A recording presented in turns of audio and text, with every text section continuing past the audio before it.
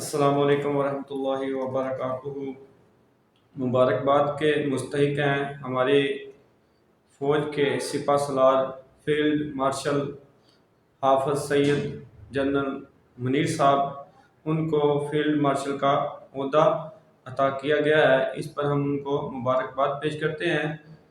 ماشاءاللہ سے انہوں نے پاکستان کا دفاع بہت اچھے طریقے سے کیا ہے، کیونکہ انڈیا کے ساتھ جو ہمارا مسئلہ چل رہا تھا اس پر انہوں نے اچھی کارروائی کی ہے، جس کی وجہ سے ہماری جو موجودہ حکومت ہے اس کابینہ نے یہ فیصلہ کیا ہے کہ ان کو فیلڈ مارشل کا عہدہ عطا کیا جائے۔ تو ان کو فیلڈ مارشل کا عہدہ عطا کیا گیا ہے، تو اس پر ہم ان کو مبارکباد پیش کرتے ہیں۔ تو ہم ساتھ ہی یہ بھی ایک ان سے گزارش کرنا چاہتے ہیں، جس طرح انہوں نے پاکستان کا دفاع کیا، پاکستانی عوام کا دفاع کیا، تو یہ ہمارے لیے قابل فخر ہے۔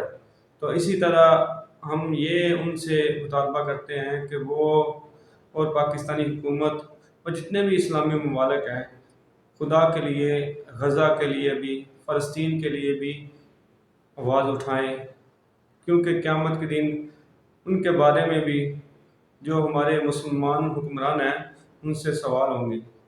یاد رکھیں، یہ دنیا عارضی ہے، یہ جو نوکریاں ہیں، یہ جو عہدے ہیں، یہ سب جب تک ہیں تو ان کو اچھے طریقے سے استعمال کریں۔ آج اللہ پاک نے آپ کو عزت دی ہے، اللہ تعالیٰ آپ کو اور عزت دے، تو فلسطین کے لیے آواز اٹھائیں، کیونکہ وہاں پر کسی سے یہ ڈکی چھپی بات نہیں ہے کہ جتنا لہو بہہ چکا ہے فلسطین کا، اس سے آگے کیا دیکھنا چاہتے ہیں۔ تو میں یہی گزارش کروں گا حکومت پاکستان سے اور اپنے سپہ سالار سے کہ خدا کے لیے فلسطین کے لیے بھی آواز اٹھائیں، ان کے لیے بھی قدم بڑھائیں۔